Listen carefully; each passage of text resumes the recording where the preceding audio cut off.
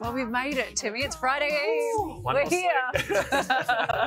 All right, well, first up, it was a big night on Bondi Beach last night. The stars out to celebrate the GQ Men of the Year Awards. Yes, indeed. Here with more is entertainment editor Richard Wilkins. Dickie, good morning to you. A big night. Good morning, Tim. Good morning, Brooke. It was a big night. Yeah, the black... I'm not sure if it was black or beige, but the carpet was rolled out well and truly for a star-studded lineup last night. Robert Irwin was there with his gal Rory, or her identical twin sister, I'm not quite sure. Nathan Cleary was named Sportsman of the Year, hard to go past him. The Matildas were named Team of the Year, and a bit of a taste of Hollywood, Willow Smith flying in for the occasion.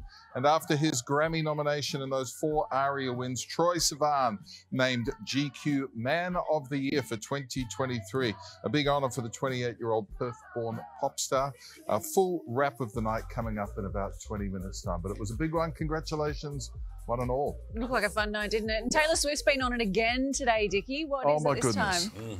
Settle back in. This is quite a story. Yesterday, Forbes named her the 5th most powerful woman in the world, right? Remember that? Yep. Well, today she is Time Magazine's Person of the Year. Wow. It doesn't get kind of bigger than that. She was up against some stiff competition. King Charles, Donald Trump, even Barbie on the nomination list. But in the words of filmmaker Greta Gerwig, it's Taylor's ability to model radical self-acceptance on the world's largest stage that put her on top. Quite the rap there. Now, let's have a look at these cover images here. One featuring her cat, Benjamin Button, which is kind of iconic. She spoke in a series of interviews with the publication all about her incredible year, the time she spent with Beyonce, going to her premiere and vice versa. Taylor says Beyonce is the most precious gem of a person. She also opened up about how their tours were compared to each other this year, a narrative that she says she refuses to participate in, pitting women against women. I love that. Good on her. But wait, there's more. She spoke about her relationship with Travis, saying it all started when Trav, as I like to call him, very adorably, put her on blast on his podcast, which I thought was metal as hell, is what she said. They started hanging her out straight after, but managed to stay, away from the spotlight and under the radar. Her first appearance at that Chiefs game, not their first date. Taylor saying, we would never be psychotic enough to hard launch a first date. So there you go. On Kanye West, she said, it took reaching her lowest point to truly appreciate the highs in her career.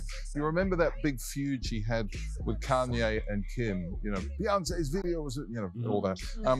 She says about Kim, you have a fully manufactured frame job and a legally recorded phone call which Kim Kardashian edited and then put out to say to everyone that I was a liar. I kind of remember most of the stuff. Swift said, that took me down psychologically to a place I'd never been before. I moved to a foreign country. I didn't leave a rental house for a year, afraid to get on phone calls, etc.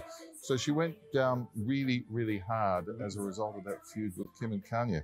And finally, speaking about a new album, you can't be named Time Magazine's Person of the Year unless you get a plug-in for your new album, I would have thought. Yeah. Her Reputation, Taylor's version, is underway, she says, and it's got some bonus vault tracks as well. So there you go, another big day in the life of Taylor Swift. I'm exhausted. Tired just hearing about it. How does she do it? Well, that's... More importantly, how does she top this next year? Well, it's all downhill from here. Exactly, where do you go from here? Sometimes when I say to my son, oh, God, I'm tired, I don't know if I have time to do that. He said, Taylor Swift has the same number of hours in a day. And look what she's doing. Exactly. Gets a lot of stuff done. Yeah, that's very true. Hey, I wanted to ask you as well, Anne Hathaway, Emily Blunt, they've opened up about working together. Yeah, this is the Variety Actors on Actors series, which we're loving, right? This morning, Anne Hathaway and Emily Blunt, who worked together in The Devil Wears Prada, which co-starred Meryl Streep, revisited some iconic moments from the movie. Is there some reason my coffee isn't here? Has she died or something? Remember that one? And I think that was improv. Has she died or something? There were so many different ones. She was so... You too, by the way. I remember that. I remember coming in after seeing, like, Meryl come up with, like, 18 different lines on the spot, Stanley doing the same you, and I was just, like, this kindergartner who was like, how are they all so good? No, and I went up to you, and I was like, how are you doing this? And you went, I practiced the night before. Oh, I love hearing these revelations. Yeah, they're good, aren't they? And there's an update on the Sag-Aftra deal this morning as well. Well, as we all know, because we couldn't interview anybody for 100 and something days it was, wasn't it?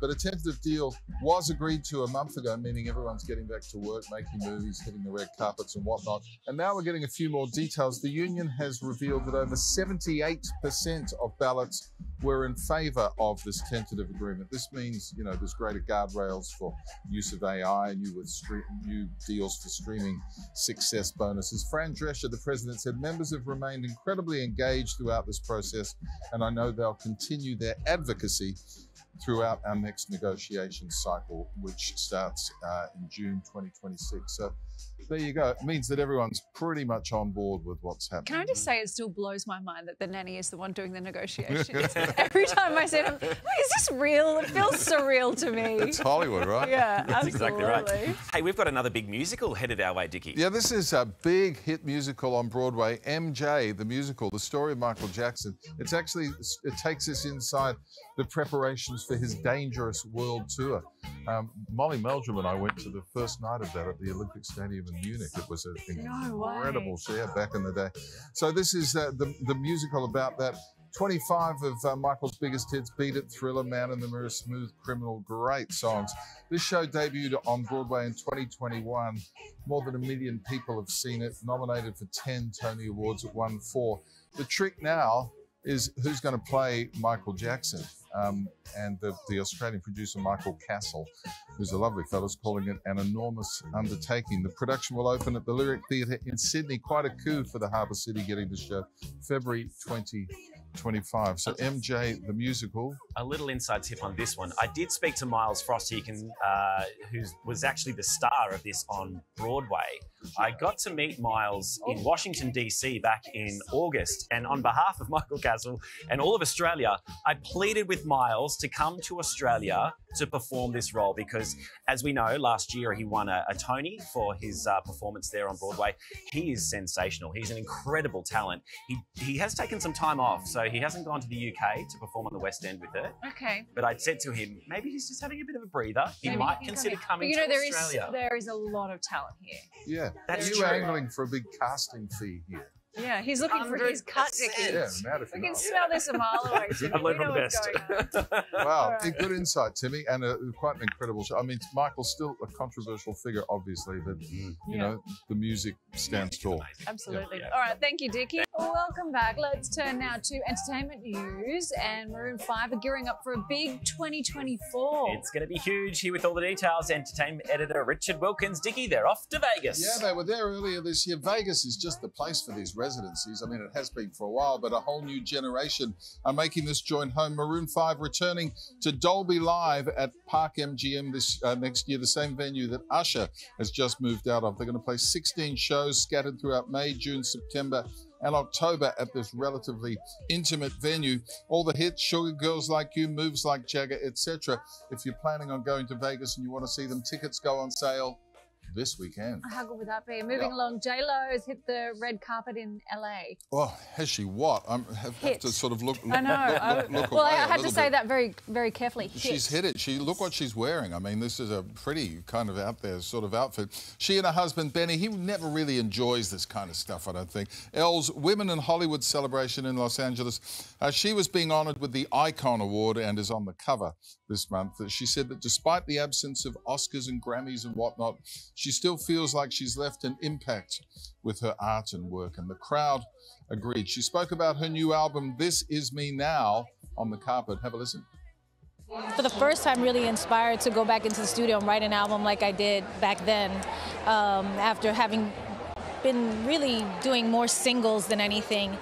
And it just kind of like poured out of me. It wasn't something I planned to do.